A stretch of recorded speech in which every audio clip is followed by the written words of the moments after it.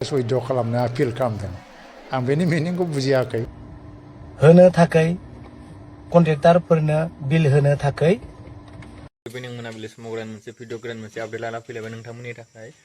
जितु मैया दाखालिसो प्रेस मिट लानानै बिथां मानगोनां बिक्रम दैमारिया मा बुंदोंमोन जितु पेन्डिं बिल थानायनि सायाव खोथा बुंदोंमोन माने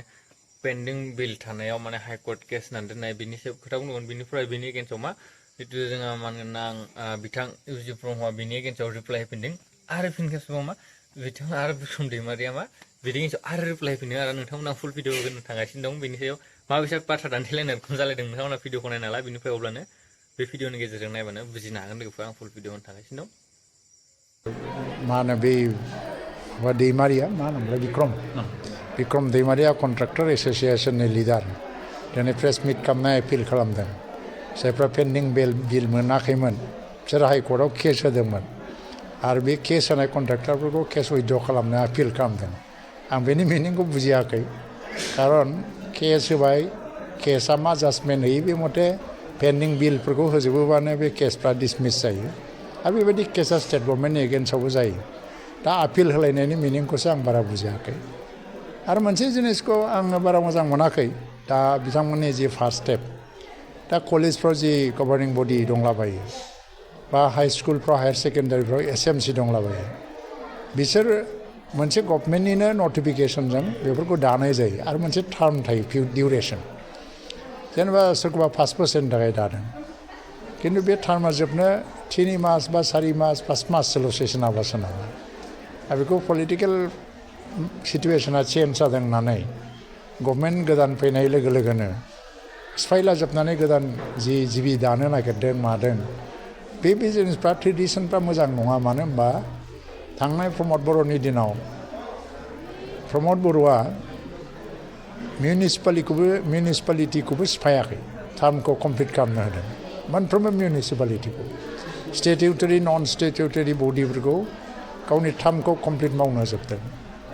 गभर्निं बडिफोरखौ गावनि टार्मखौ फोजोबनो होजोबदों बेनि उनाव बे टार्म जोबनानैसो गोदानै दाफिनजोबदों नाथाय बे इडुकेसन इन्सटिटिउसनाव दिनै बिजेपिनि गभर्नमेन्टबाबो माखासे जायगायाव कंग्रेस लिडारफ्राबो बबेबा गभर्निं बडिनि चेयारमेन जानानै दङ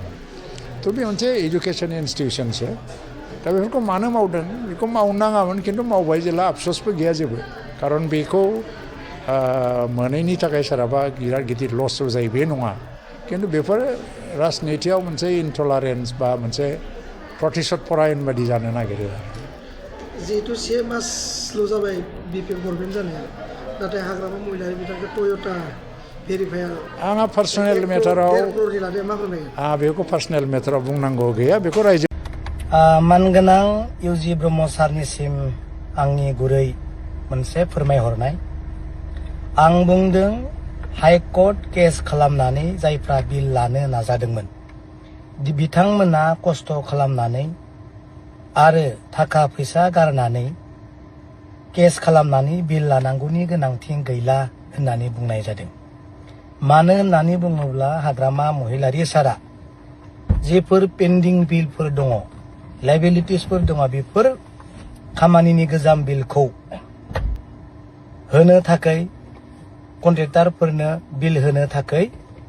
हाग्रामा महिलारि सारा इतिमध्ये खोथा होबाय बेनिखायनो खस्थ' खालामनानै बिलखौ लास्लायस्लाय हाग्रामा महिलारि सारा जिहेतु होनो थाखाय खोथा होबाय नों ओरैनो मोनगोन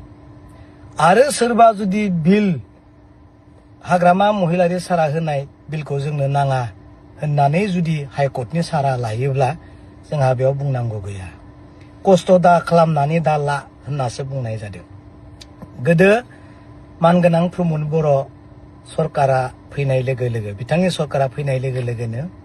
गोबां थिकादारफोरा हाराहास्ति मोनदोंमोन खस्थ' मोनदोंमोन